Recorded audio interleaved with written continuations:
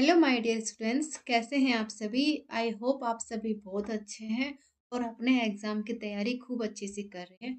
Friends, मैं आपको BSSC exam 2025 के लिए मोस्ट इम्पोर्टेंट क्वेश्चन कर रही हूँ।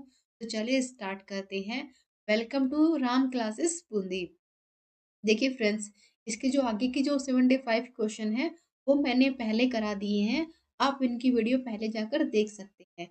तो फ्रेंड्स, आज का क्वेश्चन स्टार्ट होगा 75 से। देखिए फ्रेंड्स, जितने क्वेश्चन मैं आपको करा रही हूँ इसके बारे में जितने भी डाउट बन सकते हैं, इस पे मतलब किस प्रकार के क्वेश्चन और बन सकते हैं, उनके बारे में भी खूब आपको अच्छे से डिटेल में बताऊंगी। चलिए स्टार्ट करते हैं हमारे क्लास से। देखिए आज का क्वेश्चन बनता है राजपूत पेंटिंग, यानी एक वर्ड आ गया राजपूत पेंटिंग शीर्षक है जो कब लिखी गई थी 1916 के अंदर। ये जो पुस्तक है ये किसके द्वारा लिखी गई थी? बुक का नाम क्या है? राजपूत पेंटिंग। कब लिखी गई थी? 1916 में। तो किसके द्वारा लिखी गई थी? आनंद कुमार स्वामी, यानी ऑप्शन नंबर जो 1 है इसका राइट आंसर हो जाएगा। बुक का नाम हो जाएगा राजपूत पेंटिंग। किसके द्वारा लिखी गई? आनंद कुमार स्वामी ने। कब लिखी गई थी? 1916 में। अभी मतलब इसमें ना एक एक क्वेश्चन और बनता है कि राजपूत चित्रकला की पहली मोनोग्राफी क्या थी? तो क्या थी? राजपूत पेंटिंग का ही दूसरा नाम है राजपूत चित्रकला की पहली मोनोग्राफी कहा गया है। समझ में आया? यानी इसमें मतलब कि क्या बताया गया है कि मतलब कि जितने भी जो राजपूत शासक थे ना उनका संरक्षण किस प्रकार से किया गया है उस सब के बारे में इनको अलग अलग तरीके से इसमें बताया गया है। क्लियर हो गया? अब आता है क्वेश्चन नंबर 76। ये क्या आता है फ्रेंड्स? खजरी तीज त्योहार किस तिथि को मनाया जाता है? आप सभी अच्छे से जानते हैं कि हमारे राजस्थान के अंदर कैलेंडर नहीं चलता, हम तिथि को देखकर बताते हैं कि इस तिथि को ये त्योहार पड़ेगा। तो ऐसे आता है कि कजरी तीज। अब देखिए फ्रेंड्स, जो कजरी तीज है इसके कुछ और नाम भी होते हैं, जैसे कि सातुड़ी तीज, कजरी तीज, बूढ़ी तीज, कजली तीज। तो कितने नाम हो गए ना। तो ये कब मनाई जाती है? भाद्रपद कृष्ण तृतीया को। ऑप्शन नंबर जो 1 है इसका राइट आंसर हो जाएगा। जो भाद्रपद मास के जो कृष्ण पक्ष की तृतीया आती है ना उस दिन इस त्योहार को मनाया जाता है। समझ में आ गया कि पूरे भारत में कहाँ कहाँ बनता है? तो उत्तर प्रदेश में, मध्य प्रदेश में, बिहार में और अपने राजस्थान के अंदर खूब धूमधाम से मनाया जाता है। यानी इस दिन जो मतलब कि जिनकी शादी हो रही है वो अपने पति की लंबी उम्र के लिए व्रत रखती हैं। और इस दिन मतलब किसकी पूजा होती है? एग्जाम में पूछा गया है तो शिव जी और पार्वती माता की पूजा इस दिन की जाती है। यानी सारे डाउट क्लियर कर दिए। ये त्योहार कब मनता है, कहाँ मनता है, क्या उपनाम है, सारे डाउट। और 77, ये क्या है फ्रेंड्स? कौन सा दुर्ग है जो जल दुर्ग की श्रेणी में आता है? सेकंड, मतलब कि एक राजस्थान के ऐसे दुर्ग हैं जो जल दुर्ग श्रेणी में आते हैं। पहले तो आप मुझे ये बताइए कि जल दुर्ग होता क्या है। तो देखिए फ्रेंड्स, ऐसा दुर्ग जिसके चारों ओर या फिर तीनों ओर पानी होना जरूरी है या फिर पानी से घिरा हुआ दुर्ग होता है उसे क्या बोलते हैं? को बोला जाता है जल दुर्ग। समझ में आ गया?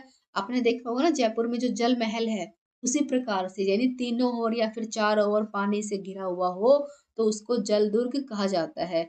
और राजस्थान के अंदर कौन सा आता है? गागरोन का किला। समझ में आ गया? जो गागरोन का किला है वो जल दुर्ग श्रेणी के अंदर आता है। समझ में आया?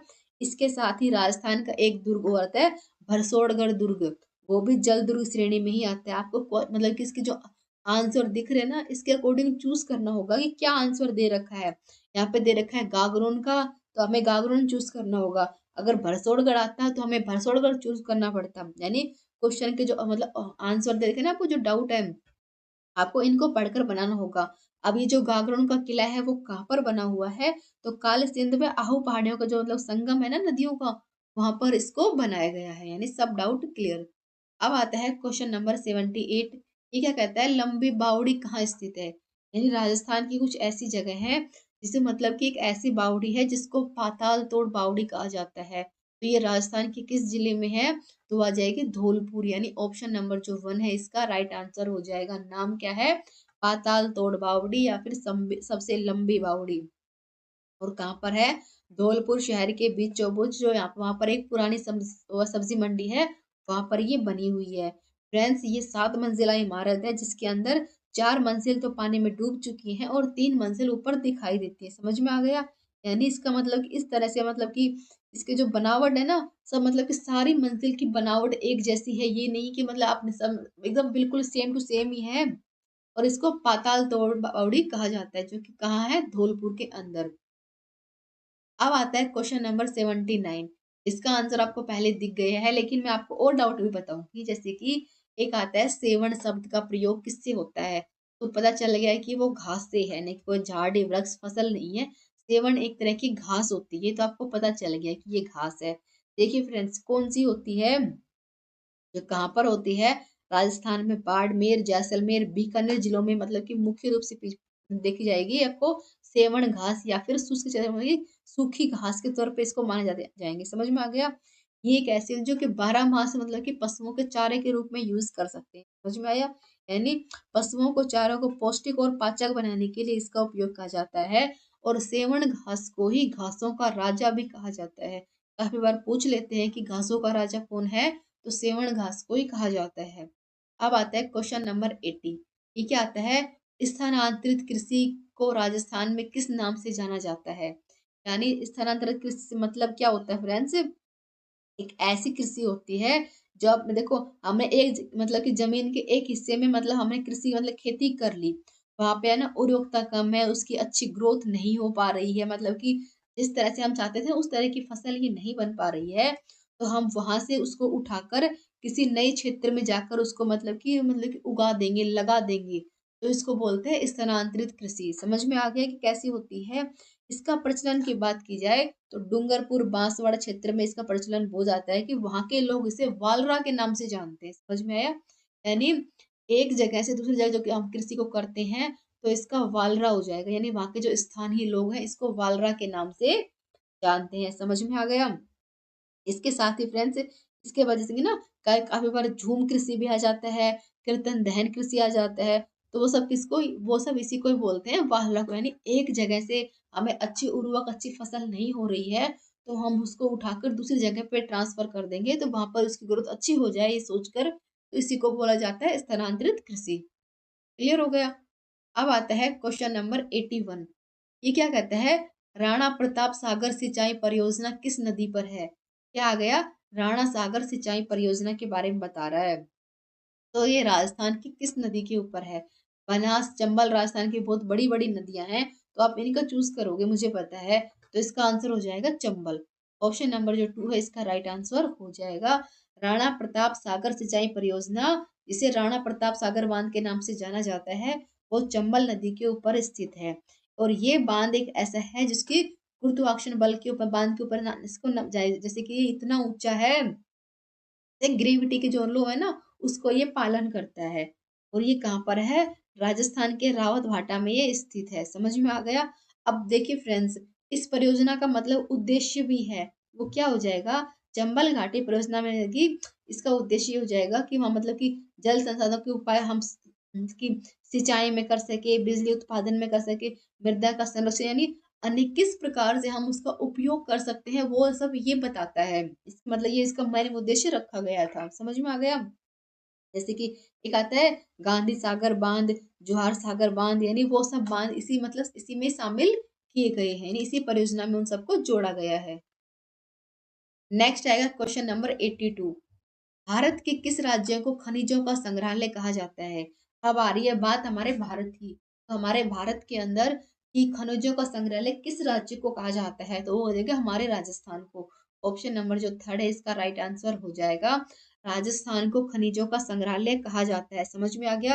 राजस्थान में जो मतलब कि अनेक प्रकार के खनिज के भंडार मिलते हैं, इसी वजह से इसे खनिजों का संग्रहालय कहा जाएगा। समझ में आया। यानी जैसे तांबा हो गया, प्राकृतिक जिस्मन हो गया, चांदी हो गया, मकराना का पत्थर हो गया। यानी मकराना आप जानते हैं पूरे विश्व में फेमस है, मकराने के पत्थर। तो मतलब कि हर चीज के लिए मतलब एक अलग ही प्रसिद्धि प्राप्त कर रखी है हमारे राजस्थान ने। जैसे कि टंगस्टन हो गया, कोयला हो गया, बॉक्साइट हो गया, कच्चा लोहा हो गया, मैग्नीज हो गया, चूना पत्थर हो गया, पाराहाइट हो गया।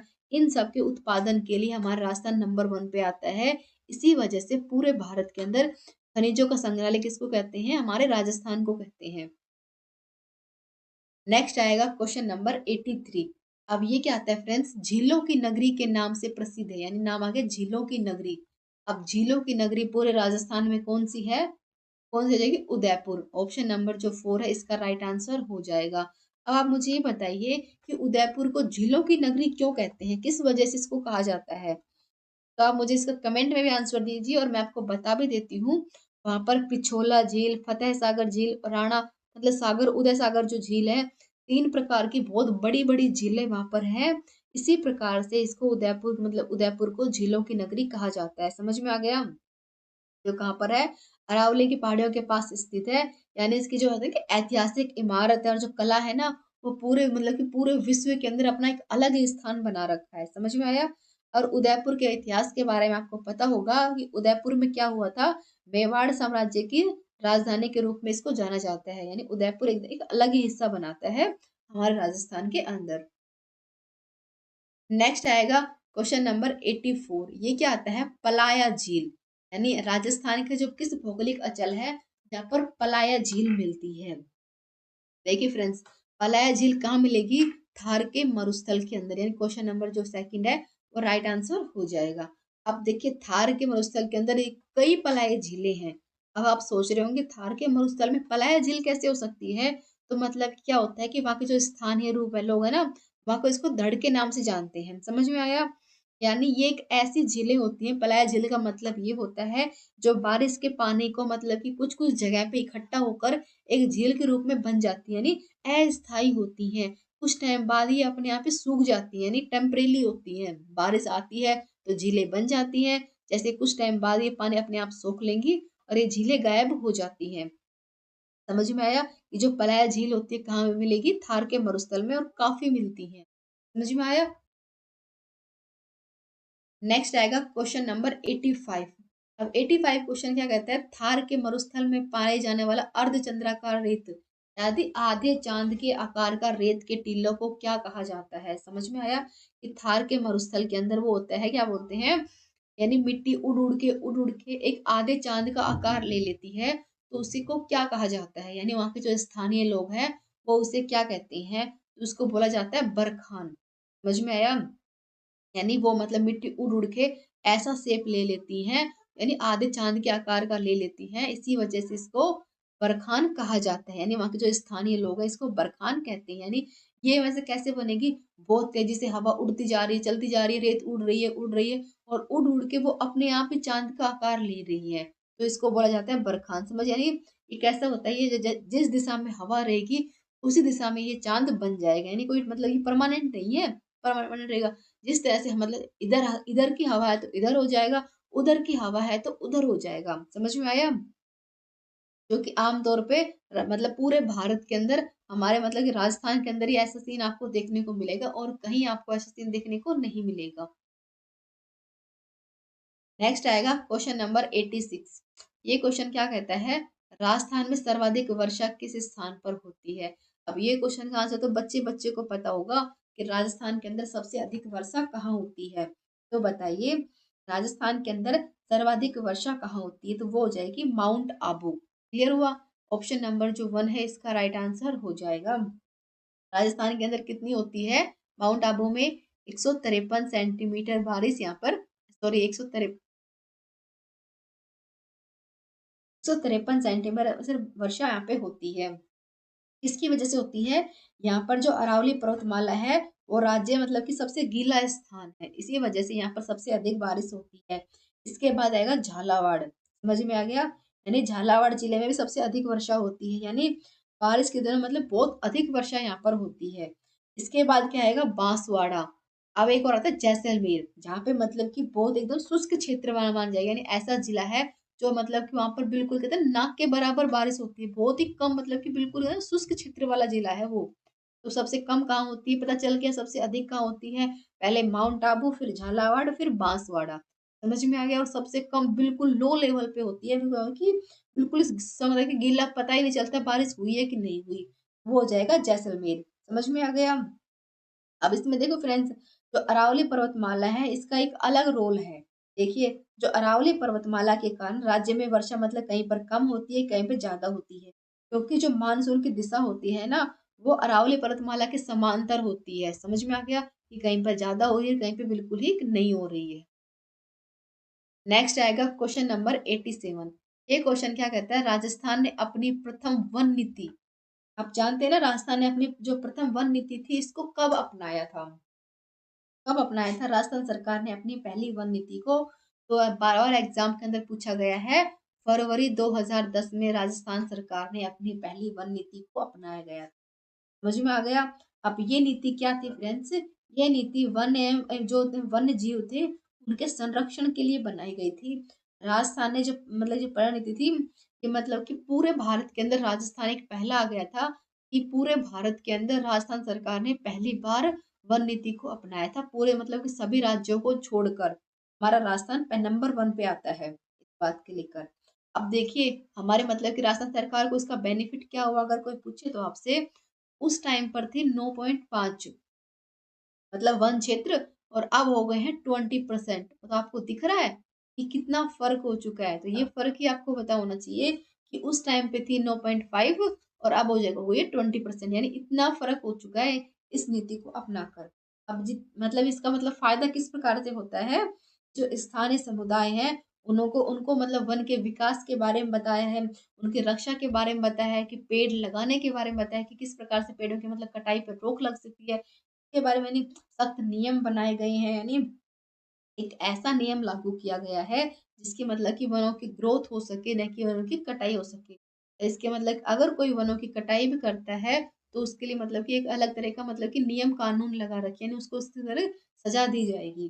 तो अब एक बात और आती है इसके अंदर कि राष्ट्रीय वन नीति है इसको कब लागू किया गया था, तो 1988 के अंदर पूरे मतलब कि भारत के अंदर राष्ट्रीय वन नीति को अपनाया मतलब कि बताया गया था इसके बारे में। और हमारे भारत ने कब मतलब राजस्थान ने कब अपनाया था, 2010 के अंदर। यानी 1988 के बाद 2010 तक हमारा राजस्थान वेट करता रहा, तब जाके इन्होंने अपनाया था, पूरे भारत के अंदर नंबर वन पे आता है। समझ में आ गया? फिर उसके बाद धीरे धीरे धीरे धीरे सभी राज्यों ने इसको अपनाना स्टार्ट कर दिया। कहते हैं ना पेड़ लगाओ जीवन बचाओ। अब आ गए क्वेश्चन नंबर 88। ये क्या कहते हैं, बनास नदी पर कौन सा बांध बना हुआ है? जो बनास नदी है इसके ऊपर एक बहुत बड़ा बांध बना हुआ है, तो उसका नाम बताना है आपको। तो क्या हो जाएगा, बिसलपुर बांध, यानी ऑप्शन नंबर जो थर्ड है इसका राइट आंसर हो जाएगा। बनास नदी के ऊपर सबसे प्रसिद्ध बांध है बिसलपुर बांध, जो कि कहाँ है, टोंक जिले के अंदर बना हुआ है। अब देखिए बनास नदी के ऊपर तीन और बांध भी बने हुए हैं, जैसे कि ई शारदा बांध, मातरी कुंडिया बांध या फिर दात्र बांध। यानी ये अभी तक कंप्लीट नहीं हुए, बहुत छोटे मोटे बांध है। लेकिन सबसे बड़े बांध की बात की जाए जो बिसलपुर बांध है, ये सबसे प्रसिद्ध बांध है जो कि टोंक जिले के अंदर बना हुआ है। समझ में आ गया? अब अगर मैं आपको बनास नदी के बारे में बताऊं तो यह नदी राजसमंद जिले से अरावली पहाड़ियों से निकलती है, खमनोर की पहाड़ी है वहां से ये निकलती है, और राजस्थान गुजरात से होकर बहती हुई निकलती है, जैसे कि ना जयपुर टोंक अजमेर सहित यानी काफी शहरों उसकी प्यास बुझाते हुए तो आगे आगे बढ़ती रहेगी। अब इसके साथ ही इस मतलब की नदी का मतलब कि काफी यूज भी होते हैं, जैसे ना कि खेती के लिए, सिंचाई के लिए, जैसे कि ना पानी उपलब्ध कराने का जो काम होती है वो कौन करती है, बनास नदी के द्वारा किया जाएगा। अब इसकी सहायक नदियां कौन कौन सी होंगी, देखिए बेडच हो गई, सिपो हो गई, आहड़ हो गई, वांगली हो गई, गंबर हो गई, ओराई हो गई। ये इसकी कौन सी है, सहायक नदियां होती हैं, जिसकी वजह से इसका पानी धीरे धीरे आगे बढ़ता ही चला जाएगा। समझ में आ गया? अब आता है 9, ये क्या आता है, कोटा में वीर भारत सभा की स्थापना किसने की थी? कोटा के अंदर एक सभा की स्थापना की गई थी, नाम क्या है, वीर भारत सभा। किसके द्वारा की गई थी? केसरी सिंह बारठ के द्वारा, यानी ऑप्शन नंबर जो 4 है इसका राइट आंसर हो जाएगा। केसरी सिंह बारठ ने 1910 के अंदर वीर भारत सभा की स्थापना कर दी थी। समझ में आया? अब इसका मतलब उद्देश्य क्या था, क्या लगा था, राजस्थान में क्रांतिकारी जो जितनी भी गतिविधियां हो रही थी उनको बढ़ावा देना। समझ में आया? इसकी वजह से को स्टार्ट किया गया था। समझ में आया? अब केसरी सिंह भारत कौन थे, वो राजस्थान के क्रांतिकारी गतिविधि मतलब कि जोड़ने का जो काम था ना, वो मतलब कि लोगों को किस तरह कि लोग जोड़ने का जो काम था वो किसका था, केसरी सिंह भारत का था। इसी के लिए उन्होंने एक सभा की थी, वीर भारत सभा की मतलब स्थापना की थी, ताकि वो लोगों को जोड़ सके, मतलब कि उनको मतलब अंदर से मजबूत कर सके, यानी क्या क्या हो रहा है हमारे राज्य के अंदर, क्या क्या हमारे मतलब क्या क्या हो रहा है, क्या हम कर सकते हैं, इसके बारे में लोगों को बताने का जो काम था किसका था, केसरी सिंह बारठ का। इसके साथ ही उनके कुछ अन्य योगदान भी थे, जैसे कि ना राजस्थान सेवा संघ हो गई, राजपुताना हो गई, मध्य भारत सभा की नहीं, अनेक जो स्थापनाएं थी उनमें भी इनका इंपॉर्टेंट रोल रहा था। अब आता है नेक्स्ट क्वेश्चन। अब आएगा क्वेश्चन नंबर 19। राजपूताना किस रियासत में आजाद मोर्चे की स्थापना हुई थी? यानी जो राजपूताना में थी ना, उस टाइम कौन सी रियासत थी उसमें आजाद मोर्चे की स्थापना की गई थी? तो कौन सी हो जाएगी? जयपुर रियासत। इसका क्वेश्चन नंबर जो सेकंड नंबर है, राइट आंसर हो जाएगा। जयपुर के अंदर क्या कहती, आजाद मोर्चे की स्थापना यानी गठबंधन किया गया था किसके द्वारा?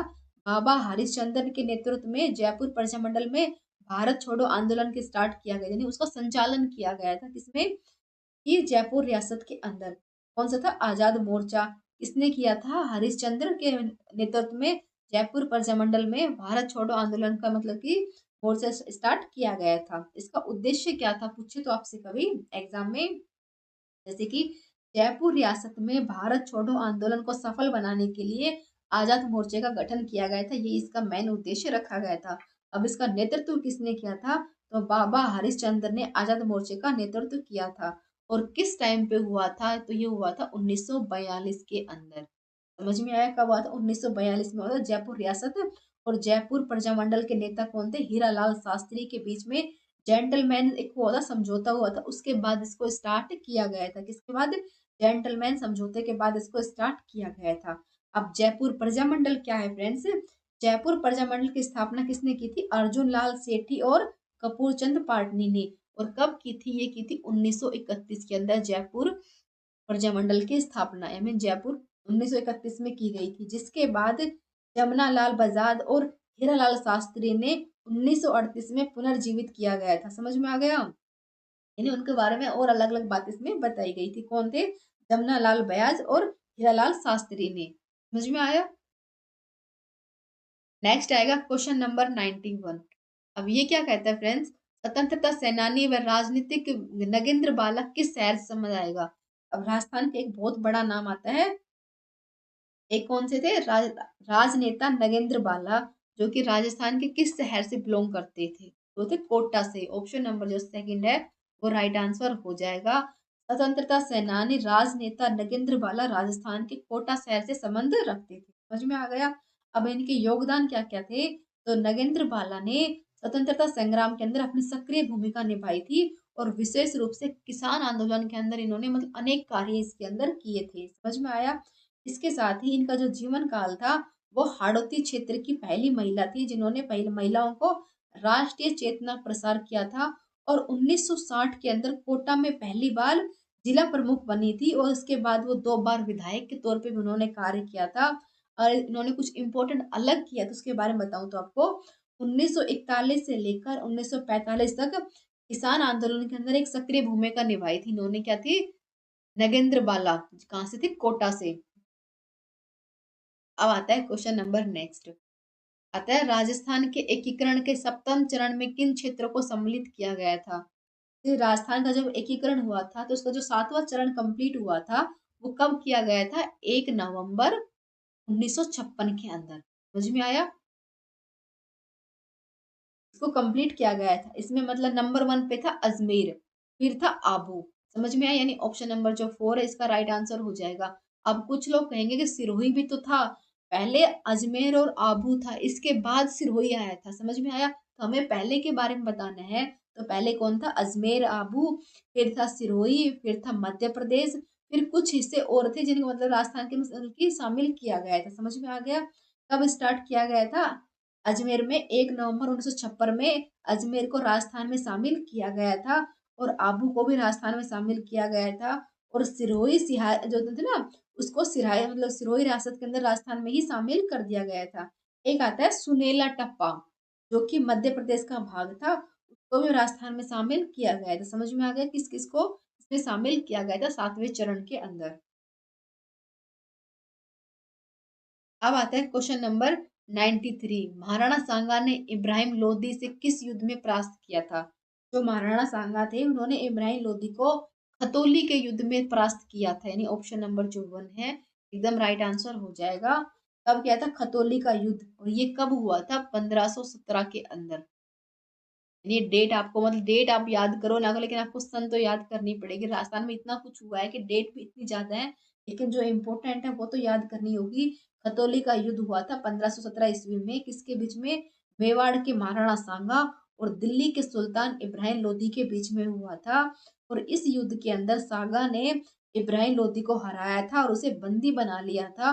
और बाद में सांगा ने इब्राहिम लोदी को फिरौती देकर रिहा करा दिया था। और इस युद्ध में सांगा ने अपना बायां हाथ भी खो दिया था। इतना भयानक युद्ध हुआ था, इससे मतलब कि महाराणा सांगा ने अपना बायां हाथ इसमें खो दिया था। समझ में आया? इस तरह के युद्ध उस टाइम पे किए गए थे। अब आता है क्वेश्चन नंबर 94। 19वीं शताब्दी के प्रथम इतिहासकार जिन्होंने राजस्थान की सामंतवादी व्यवस्था के बारे में लिखा था, वह कौन थे? यानी राजस्थान के बारे में मतलब कि 19वीं शताब्दी में किसने लिखा था, यानी ऐसे कौन थे इतिहासकार? तो आपने मतलब काफी बुक के अंदर एक बहुत अच्छा नाम पढ़ा होगा, कर्नल जेम्स टोड। यानी ऑप्शन नंबर जो 1 है इसका राइट आंसर हो जाएगा। कर्नल जेम्स टोड ने राजस्थान की व्यवस्था के बारे में खूब अच्छे से अनेक जगह लिखा हुआ है। कौन थे colonel James Tod? Annals and activity of Rajasthan के नामक एक पुस्तक लिखी थी, जिन्होंने मतलब कि राजस्थान का इतिहास, संस्कृति, समाजवादी व्यवस्था के बारे में अच्छे से लिखा हुआ है। समझ में आ गया? एक आता है राजपुताना। इसमें भी मतलब कि इसको नया पूछना ना कि कई बार पूछ लेते हैं कि जो राजपुताना नाम है वो किसके द्वारा दिया गया है, तो वो नाम भी कर्नल जेम्स टोड के द्वारा ही दिया गया है। यानी राजाओं का राजा जहाँ पे निवास करते हैं तो वो थी राजस्थान, यानी रायथान भी कहा गया है इसको। समझ में आ गया? यानी जो कर्नल जेम्स टोड थे उन्होंने राजस्थान की इतिहास, संस्कृति, कला के बारे में जितनी भी महत्वपूर्ण जानकारी थी, यानी चाहे युद्ध हो, इतिहासकार हो, इनके बारे में अधिक से अधिक जानकारी इकट्ठी करके हमारे सामने रखी थी, मतलब उनको बारे में बताया था। नेक्स्ट आएगा क्वेश्चन नंबर 95। 1857 की क्रांति के बारे में जो भरतपुर रियासत थी सेकंड के बाद ब्रिटिश पॉलिटिकल एजेंट कौन बनी थी, उसके बारे में बताना है। कौन सी? 1857 क्रांति में भरतपुर रियासत की ब्रिटिश पॉलिटिकल एजेंट कौन बनी थी? तो थी मॉरिसन। समझ में आया? कौन सा नंबर जो सेकंड है वो एकदम राइट हो जाएगा। समझ में आया? कौन थी? भरतपुर रियासत से ब्रिटिश कौन थी पॉलिटिकल एजेंट? मॉरिसन। के बारे में अगर इम्पोर्टेंट बताऊं आपको तो 1857 की क्रांति के दौरान भरतपुर रियासत के शासक कौन थी? महाराजा जसवंत सिंह प्रथम थे। और इस समय भरतपुर रियासत की जो पॉलिटिकल एजेंट थी वो थी मोरिसन। समझ में आ गया? उस टाइम राजा कौन थे? महाराजा जसवंत सिंह प्रथम। और मतलब कि ब्रिटिश पॉलिटिकल कौन थी? मोरिसन। अब आता है क्वेश्चन नंबर 96। पाल किसे कहते हैं? एक नया वर्ड आया है कि पाल किसे कहते हैं। यानी मतलब कि ना, जैसे कि मैंने आपको बताया था कि जो भील जनजाति होती है सबके अलग अलग नाम होते हैं, तो पाल कहते हैं भीलों की बस्ती को। समझ में आ गया? जैसे कि देखो टपरा होता है, जो भीलों का जो घर होता है उसको टपरा कहते हैं। भीलों के जो घरों के जो कुएं होते हैं ना उसको क्रू कहा जाता है। उनकी जो झोपड़ियां होती है ना उसको फला या फिर खेड़ा कहा जाता है। यानी कोई जो अगर फला यानी कोई बड़ा गांव हो तो उसको मतलब कि पाल कहा जाता है। मतलब कि ना कि जैसे कि गांव में कोई प्रधान व्यक्ति हो तो उसको गेमती कहा जाता है। समझ में आ गया? अब भीलों के जो गोत्र होते हैं उसको अटक कहा जाता है। और जो झाड़ फूक करने वाले होते हैं उसको भोपा कहते हैं। यानी पाल की जो मुख्य पलवी होती है उसको मतलब कि गांव में गेमती कहा जाए। यानी यानी एक ही वंशज में एक ही मुखिया रहता है उसको वसुए या फिर पटेल कहते हैं। और जो घर के जो बरामदा होता है उसको ढलिया कहते हैं। यानी जो भीलों की बस्ती होती है उनके जो मतलब हर तरीके के जो नाम होते हैं ना वो सब हमसे बिल्कुल ही अलग होते हैं। समझ में आ गया? यानी हर तरीके से वो एकदम अलग होते हैं। जैसे हमारे नाम होते हैं ना, इनसे उनके बिल्कुल ही अलग नाम होते हैं। बात है 97। मांड प्राचीन नाम था। एक आ गया मांड, तो वो किसका प्राचीन नाम है? वो आ जाएगा जैसलमेर। जो जैसलमेर है इसका प्राचीन नाम क्या था? मांड। क्लियर हो गया? या फिर देखो इसका मतलब कि कभी कभी इसको मांड धरा या फिर वल्लभ मंडल भी कहा जाता है। समझ में आया कि मांड धरा वल्लभ मंडल किसे कहते हैं? जैसलमेर को ही कहा जाता है। और इसका प्राचीन नाम था मांड। समझ में आ गया? यानी जैसलमेर जिले के जितने भी भूभाग है ना उसमें प्राचीन काल में मांडधरा, वल्लभगढ़ के नाम से इसको जाना जाता है। समझ में आया? अगर इसके इतिहास के बारे में जानेंगे तो महाभारत युद्ध के जितने यादव थे ना जो मथुरा से जैसलमेर में के लिए प्रवास किए थे उसके बारे में इसका अलग इतिहास बताया है। और जैसलमेर का इतिहास काफ़ी पुराना है और यहाँ मतलब कि काफ़ी तरह के शासकों ने यहाँ पर शासन किया है। अब आता है 98। अटपटी पगड़ी चित्रकला किस शैली से संबंध रखती है? अब आती है अटपटी चित्रकला शैली। तो ये उनकी जो पगड़ी होती है ना, अटपटी पगड़ी, किसकी थी? मेवाड़ शैली की है। ऑप्शन नंबर जो थर्ड है राइट आंसर हो जाएगा। अटपटी पगड़ी कहाँ की फेमस थी? मेवाड़ की, यानी वहाँ की जो मतलब के ना जो पगड़ी है, उनका मतलब मुख्य रूप से उदयपुर और उसके आसपास क्षेत्र थे ना, उनकी जो पगड़ी थी एकदम अलग थी। समझ में आ गया? ही उसमें जो पगड़ी थी उसको मतलब अनोखे अलंकार तरीके से मतलब उनका जो तरीका था ना एकदम अलग तरीके से इनको दर्शाया गया है। इसी की वजह से इसको अटपटी पगड़ी का नाम दिया गया है। जैसे कि ना कि लाल चमकीले पीले मतलब कि ना एकदम से अलग तरीके से उसको दिखाया गया है, यानी 3D प्रभाव में इसको दिखाया गया है। आप ये समझ सकते हैं, यानी आप ना किसी भी चीज को अगर 3D प्रभाव में दिखोगे तो एकदम अलग दिखेगी ना, उसी प्रकार की इनकी जो है ना पगड़ी थी उसका प्रचलन एकदम अलग से, नहीं जो उस टाइम पे जो होती है ना ईरानी पद्धति उससे मैच करती हुई रखी गई थी। यानी जैसे मारवाड़ की पगड़ी हो गई, जो कि पगड़ी कितनी बड़ी आकार की और ऊंची होती थी, और मेवाड़ की थी वो सबसे अलग होती थी। इसी वजह से इसको अटपटी पगड़ी का नाम दिया गया है। राजस्थान में किस स्थान पर तेजाजी की स्मृति में पशु मेला आयोजित किया जाता है? तो राजस्थान में जो है ना, जो पशु मेला है वो कहाँ लगता है बताइए? कौन सी जगह है? नागौर। अब आप कहेंगे कि नागौर तो यहाँ ऑप्शन में है ही नहीं, तो फ्रेंड्स जो पर्वतसर है ये नागौर के अंदर ही पड़ता है। राजस्थान के वीर कौन थे? तेजाजी की स्मृति में पशु मेला नागौर जिले के पर्वतसर गांव में आयोजित किया जाता है। समझ में आ गया? जो पर्वतसर है ये नागौर के अंदर ही बताएगा। समय कौन सा दिन कब लगता है? भाद्रपद माह के शुक्ल पक्ष के 11वें दिन इसको स्टार्ट किया जाता है। और ये मेले की खासियत क्या है कि पूरे एशिया महाद्वीप का सबसे बड़ा पशु मेला लगता है, यानी भारत की बात नहीं हो रही यहाँ पर, पूरे एशिया महाद्वीप की बात हो रही है। पूरे एशिया में सबसे बड़ा पशु मेला की बात की जाए तो पर्वतसर नागौर के अंदर इसको लगाया जाता है। अब इसके बारे में कुछ अन्य मान्यता भी रखी गई है, जैसे कि ना तेजा जी की मूर्ति को रेमाल घर से निकाली जाती थी, लीलन सवार होकर तेजा मतलब अनेक तरह के इसमें मतलब गीत भी गाए जाते हैं, इसकी विशेषता होती है। समझ में आ गया? आई होप कि आपको ये क्वेश्चन अच्छे लगे होंगे। क्वेश्चन सारे इंपॉर्टेंट थे। इसमें से कितने क्वेश्चन आपको आते थे इसके आप मुझे कमेंट में ज़रूर बताना। लाइक चैनल सब्सक्राइब करना और अपने एग्जाम पर फोकस करना। धन्यवाद।